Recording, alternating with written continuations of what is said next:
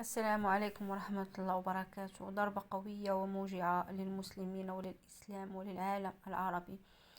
من وراء هذا الهالوين وما المستهدف منه؟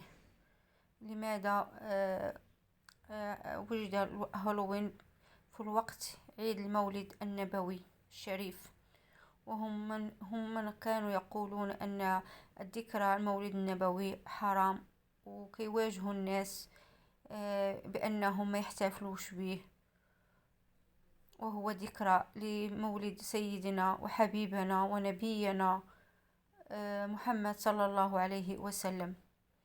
لكننا لم نسمع لتلك الأصوات حسا أو أصابها الخرس، ولم تلتفت بأي كلام تجاه ذكرى الهالوين، وأقيم في أرض يشكل جزءا منها مهبط الوحي.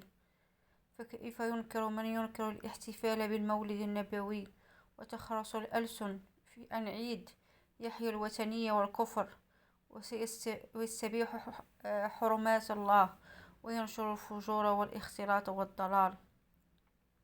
من وراء هذا الشيء من يريد تدنيس دولة الإسلام، دولة الحجاج، دولة رسول الله صلى الله عليه وسلم.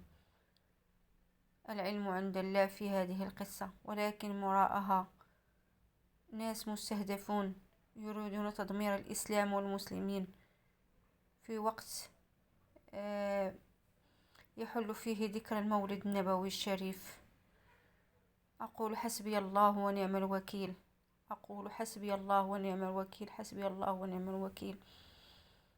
في دولة الإسلام والمسلمين بنات عاريات، شباب لا حول ولا قوة إلا بالله العلي العظيم.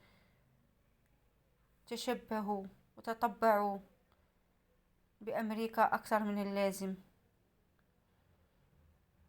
حسبي الله ونعم الوكيل.